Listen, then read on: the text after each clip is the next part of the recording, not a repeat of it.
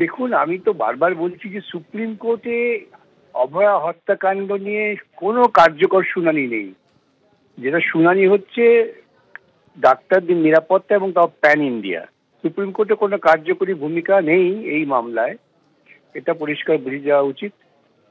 এবং আমি দেখলাম আজকে একজন, তিনি আবার পশ্চিমবঙ্গ থেকে অন্যত্র ট্রান্সফার, এই সমস্ত আবেদন করাটাও প্রিম্যাচিওর, এতে আরো ক্ষতি হয়। কিন্তু সুপ্রিম কোর্টের কাছে কিছু করার নেই, এটুকু পরিষ্কার। দেখুন, সুপ্রিম কোর্টের উপরে তো আমরা কিছু বলতে পারি না, আমরা সাংবিধানিক পদে আছি। কিন্তু এটা ঠিক, সুপ্রিম কোর্ট সুমোটো এই কেসটি নিয়ে, এই মামলাটি নিয়েছিল। নিজে থেকে মামলা নেওয়ার পর জনগণ তো তাকিয়ে আছে সুপ্রিম কোর্টের দিকে, সুপ্রিম কোর্টের সুরাহা দেবে, সঠিক পথ দেখাবে।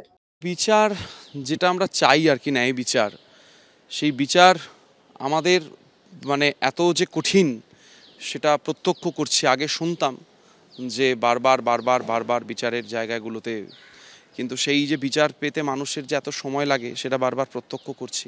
একজন ডাক্তার অন ডিউটি অবস্থায় তার সাথে এরকম একটা নারকীয় ঘটনা ঘটে গেল, তার কি মোটিভ, সেই ঘটনার পেছনে কি, মানে হঠাৎ করে তো এরকম হয় না। মানে সেটা যদি যিনি অভিযুক্ত, যাকে মানে অভিযুক্ত বলে মানে এখনও রাখা হয়েছে জেলে, তিনি বা কেন করলেন, মানে তারও বা কি উদ্দেশ্য ছিল এই ঘটনার পেছনে, সেটাও অ্যাটলিস্ট আমাদের সামনে আনা হোক।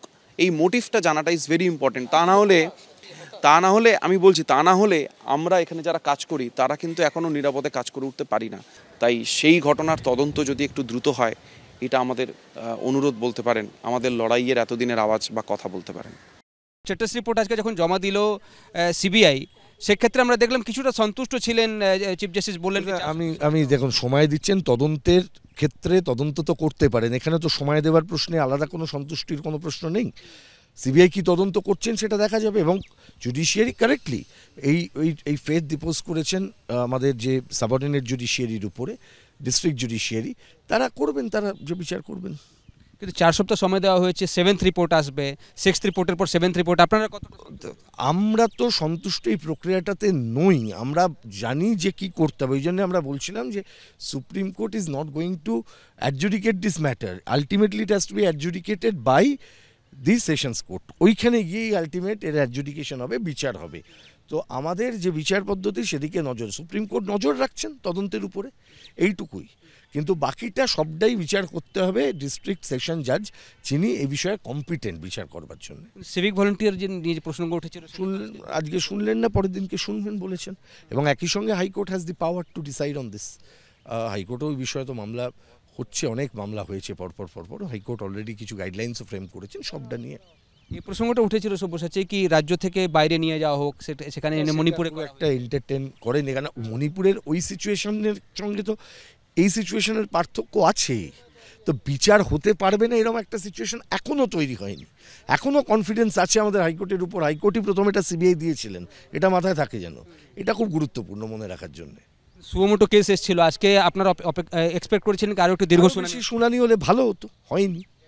কিন্তু যেটা আমরা বুঝবো সেটা তো ভিকটিমের পরিবারকে বোঝানো যায় না, সেটা তো যে মানুষটা প্রত্যেক দিন বাইরে থেকে সিস্টেমটাকে দেখছেন তাকে বোঝানো যায় না।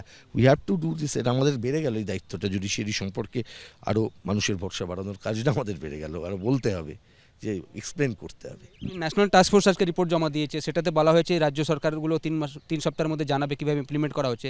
একটা প্রসঙ্গ উঠছিল পশ্চিমবঙ্গের ক্ষেত্রে, কি যে মনিটরিং বডি হবে, যেটা মনিটর করবে, কি ইলেক্টেড হবে কিনা, সেটা তো একটা ফান্ডামেন্টাল কোয়েশ্চেন্স। আমরা এখানে ওপিনিয়ন দিতে পারি, আমরা যত খুশি ওপিনিয়ন দিতে পারি, কিন্তু if that is democratically elected, তাহলে তো ডাক্তারবাবুদের প্রতিনিধিরা তাদের যে বক্তব্য রাখছেন, সেই প্রতিনিধিদের বক্তব্যটা যে ডাক্তারবাবুদের বক্তব্য, সেই বিষয়ে তো কনফিডেন্সটা রিপোজ করা যাবে। তারপর এমন একটা সিচুয়েশন যেখানে এখনও পর্যন্ত নারায়ণ স্বরূপ নিগমের মতন অফিসার এখনও মাথায় আছেন, যাদের বিরুদ্ধে ডাক্তারবাবুর অভিযোগ, তাহলে সেখানে দাঁড়িয়ে কতটা এটা ট্রান্সপারেন্ট হবে, দ্যাট ইজ রিয়েলি ডাউটফুল। কিন্তু সুপ্রিম কোর্ট বলেছেন, তার আমরা ভরসা রাখছি, দেখা যাক। তো সুপ্রিম কোর্টের ভরসা রাখছেন যারা মামলা করেছিলেন, এবং তারা আশা রেখেছিলেন কি হয়তো আজকে আরও কিছু দীর্ঘ শুনানি হতো, সেটা হয়নি।